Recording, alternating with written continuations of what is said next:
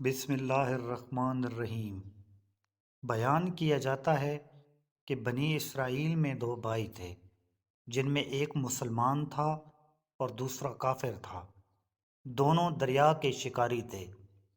کافر بت کو سجدہ کرتا تھا، مگر جب مچھلیوں کے لیے جال تیار کرتا تو اس میں ڈھیروں مچھلیاں آ جاتی کہ اس کو کھینچنا بھی اس کے لیے مشکل ہو جاتا، مگر مسلمان کے جال میں صرف ایک ہی مچھلی آتی تھی اور اس پر صبر کے ساتھ خدا کا شکر ادا کرتا تھا۔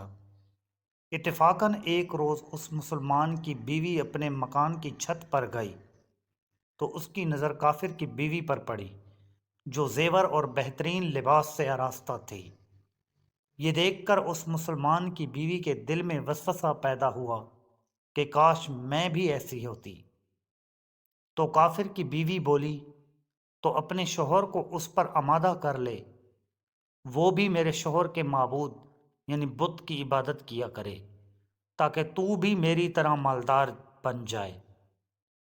یہ سن کر مسلمان بھائی کی بیوی کچھ غمزدہ سی ہو کر نیچے آئی، اور جب اس کا شوہر گھر آیا تو اس نے بیوی کا حال متغیر دیکھ کر دریافت کیا، آخر کیا بات ہے جس سے تو اس قدر غمزدہ معلوم ہوتی ہے؟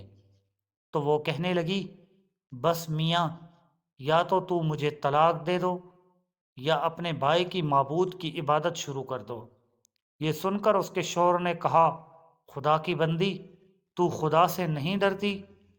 ایمان کی دولت ملنے کے بعد یہ کافر کی باتیں کرتی ہیں۔ تو عورت بولی، بس مجھ سے اب زیادہ باتیں نہ بناؤ، میں بھی دوسری عورتوں کی طرح اچھا لباس اور اچھے زیورات پہننا چاہتی ہوں۔ جب اس مرد مومن نے دیکھا کہ یہ عورت ضد پر اتر آئی ہے اور اس کا اصرار حد سے بڑھ چکا ہے، تو اس نے عورت کو تسلی دی، کہا، اچھا، گھبرانے کی ضرورت نہیں ہے، میں کل سے کاریگروں اور مزدوروں میں جا کر محنت کر کے تجھے روزانہ 2 درہم دیتا رہوں گا، تو اس سے اپنی حالت درست کر لینا۔ یہ سن کر عورت کو کچھ تسکین حاصل ہوئی اور سویرے ہی وہ مومن مرد مزدوری کی تلاش میں نکلا، لیکن کسی نے اس سے حال تک نہ پوچھا۔ یہ دیکھ کر وہ دریا کے کنارے پہنچا اور شام تک اللہ کی عبادت میں مصروف رہ کر رات کو جب گھر آیا تو بیوی نے دریافت کیا، آج تم کہاں تھے؟ وہ کہنے لگا، میں بادشاہ کی خدمت میں مصروف تھا، اس نے مجھ سے 30 دن کام کرنے کی شرط کی ہے۔ عورت نے کہا، آخر وہ بادشاہ تم کو کیا دے گا؟ تو اس نے جواب دیا کہ میرا بادشاہ بڑا کریم ہے اور اس کے خزانے مال و دولت سے بھرے ہوئے ہیں، وہ مجھے وہ دے گا جو میں چاہوں گا۔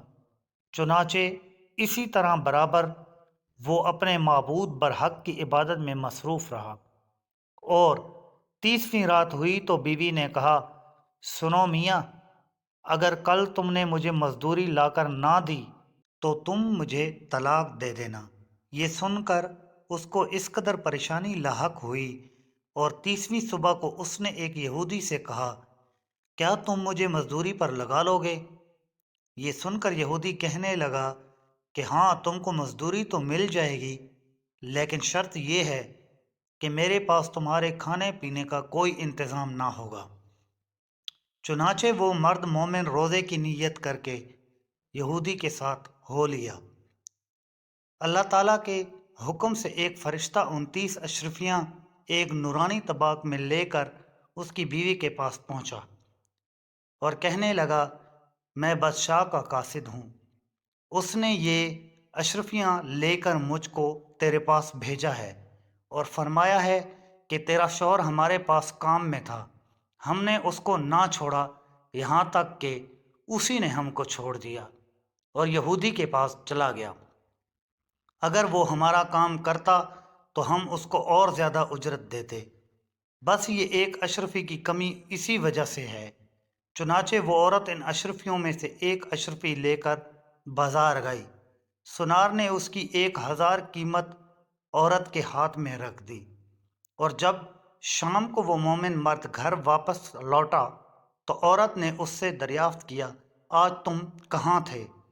اس نے جواب دیا کہ آج میں ایک تو بیوی کہنے لگی کہ آخر بادشاہ کی خدمت ترک کر کے تم دوسرے کی خدمت کیوں کرتے ہو؟ پھر اس کو اشرفیوں کا واقعہ سنایا، جس کو سن کر وہ مرد مومن روتے ہوئے بے ہوش ہو گیا، اور جب اس کو ہوش آیا تو بیوی سے کہنے لگا، افسوس کہ میں بادشاہ دو جہاں کی خدمت کا حق اپنے اوپر لازم نہ کیا۔ اس کے بعد اس شخص نے عورت کو چھوڑ دیا اور پہاڑوں پر چلا گیا، جہاں خدا کی عبادت میں مصروف رہ کر اس کا انتقال ہو گیا۔ اللہ تعالیٰ اس پر اپنا رحم فرمائے، آمین۔